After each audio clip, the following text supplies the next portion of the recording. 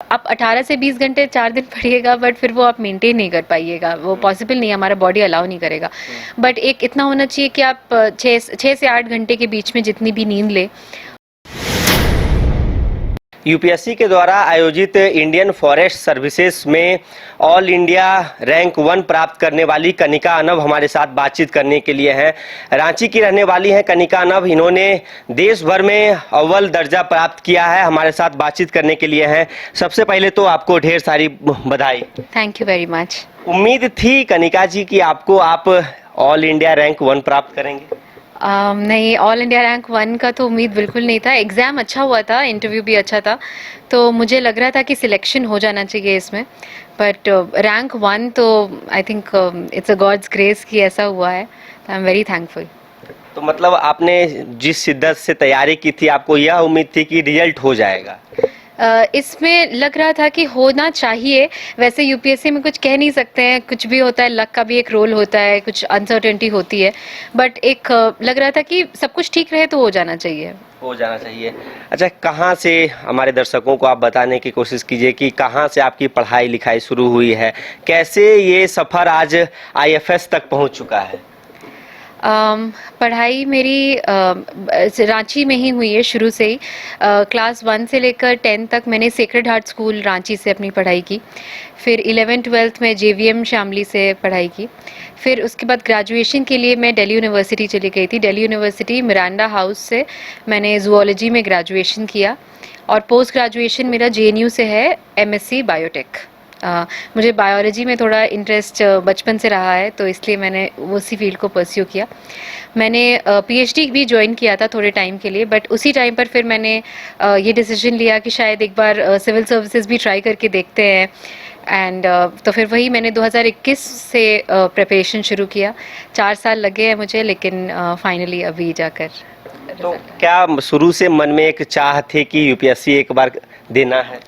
नहीं, एक्चुअली शुरू में ऐसा बिल्कुल प्लान नहीं था। ये मैंने 2021 में ही ऐसा सोचा कि ये एक बार करके देख सकते हैं, एक बार देख सकते हैं कि मुझे लग रहा था कि पीएचडी के टाइम पर कि मे बी कोई दूसरा फील्ड होगा जो शायद बेटर होगा मेरे लिए, जिसमें थोड़ा पब्लिक डीलिंग और ज़्यादा रहता है, वो बेटर रहना चाहिए मेरे लिए।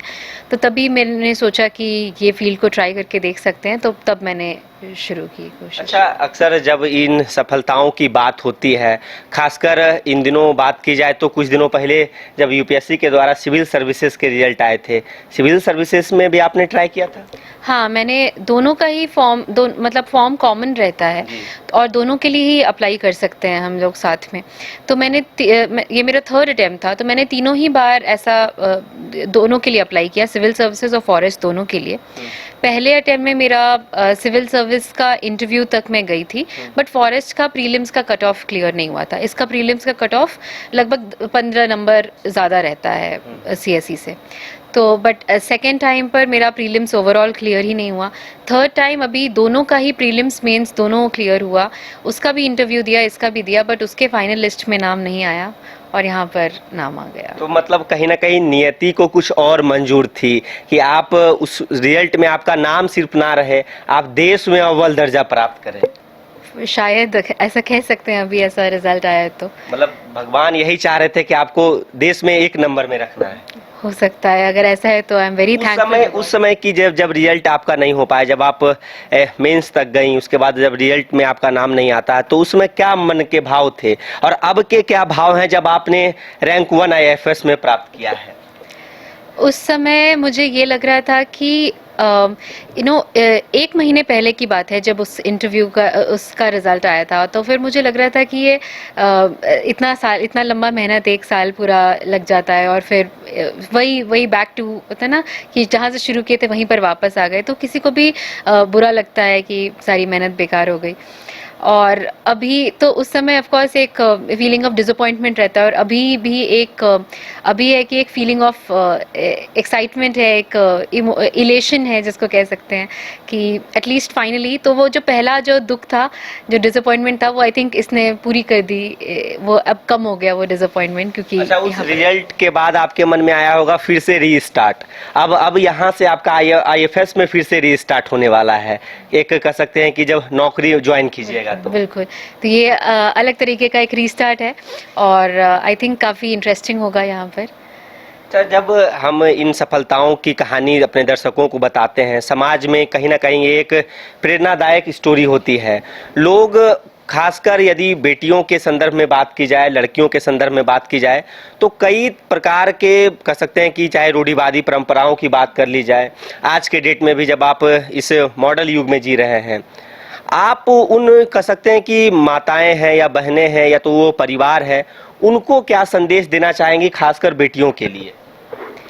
आई थिंक संदेश यही है कि कोई एटलीस्ट जब ये चीज़ें आती हैं कि क्या अपॉर्चुनिटीज़ देनी है या किस तरीके से पढ़ाना है, तो उसमें बेटियों या बेटों में कोई फ़र्क होना ही नहीं चाहिए। मेरी जैसी अपब्रिंगिंग रही तो मुझे कभी भी ऐसा नहीं बोला गया कि मैं लड़की हूँ तो इसलिए मैं कुछ कम एम्बिशन रहे मेरा, या मैं कुछ कम सोचूं, या मेरे में कुछ लिमिटेशंस हैं। तो वो वैसा ही सोच आई थिंक अगर सारे पेरेंट्स का रहे, सारी फैमिलीज़ का रहे, तो बच्चों को भी एक काफ़ी इंकरेजमेंट मिलेगा हमेशा से ही लड़कियों को। तो कोई इन मामलों में तो बिल्कुल फ़र्क नहीं करना चाहिए कि एक लड़की और लड़के में, क्योंकि अगर अपॉर्चुनिटीज़ मिलती हैं तो दोनों ही जेंडर्स इक्वली अच्छे तरीके से उस पर काम करते हैं और अच्छा करते हैं। और लड़कियां तो कई बार ऐसा कहते हैं कि ज़्यादा सिंसियरिटी दिखाती हैं, तो बहुत बार और अच्छा, जितना सोचा नहीं होता है उससे ज़्यादा अच्छा कर देती हैं।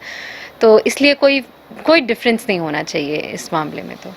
अच्छा, तो क्या रहा ये सफलता का, कह सकते हैं कि मूल मंत्र बोला जाए, या तो फिर गुरु मंत्र कहाँ से मिला, कैसे कह सकते हैं कि ये जो मूल मंत्र आखिर क्या रहा, कैसे तैयारी आपने की सोशल मीडिया के दौर में, जब आज हम आप या तो फिर जो आज के जो न्यू जनरेशन के बच्चे हैं वो दिन भर मोबाइल में लगे हुए हैं, और आपने इसी युग में कह सकते हैं कि ये जो देश का नाम रोशन किया है, अपने राज्य का नाम रोशन किया है, क्या रहा सफलता का वह मूल मंत्र?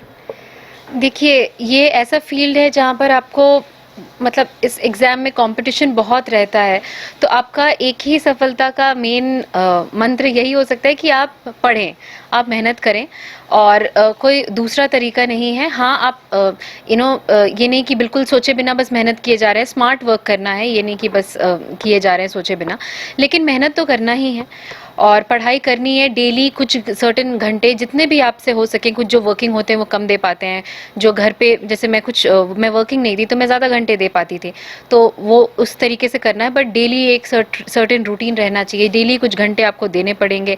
सोशल लाइफ थोड़ा इसमें कम हो जाता है, not just in terms of social media आपको कम ही यूज़ करना है, बट बाहर आप कितना जाते हैं, आप दोस्तों से कितना मिलते हैं, वो सब कुछ कम हो जाता है।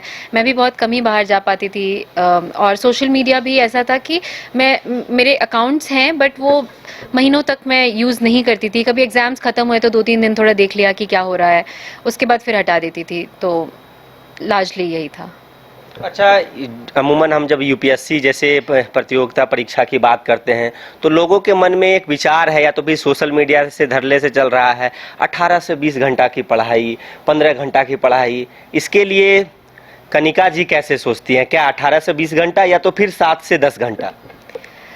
मैं तो 7 से 10 घंटा ही बोलूँगी कि देखिए 18 से 20 घंटे मैंने तो अपनी लाइफ में कभी नहीं पढ़ा होगा, और 7 से 10 घंटे ऐसा है कि वो एक सस्टेनेबल रूटीन है, हाँ। जो आप कंटिन्यू कर पाइएगा। आप 18 से 20 घंटे 4 दिन पढ़िएगा, बट फिर वो आप मेंटेन नहीं कर पाइएगा, वो पॉसिबल नहीं है, हमारा बॉडी अलाउ नहीं करेगा। बट एक इतना होना चाहिए कि आप 6 से 8 घंटे के बीच में जितनी भी नींद ले, और उसके बाद आप पढ़ाई करें। जब एग्ज़ाम दूर होता है तो आप 13-14 घंटे नहीं पढ़ सकते हैं, तब आप 8 घंटे पढ़ रहे हैं तो आई थिंक सफिशिएंट है। लेकिन जब एग्ज़ाम पास आने लगता है तब तो 12-13 घंटे सब पढ़ते हैं, तब और कुछ करने को है नहीं, सिर्फ आप पढ़ ही सकते हैं। तो फिर तब जितना भी आपका एक नॉर्मल स्लीप साइकिल के साथ अगर आप 12-13 घंटे आपकी बॉडी अलाउ कर रही है तो आप पढ़ सकते हैं।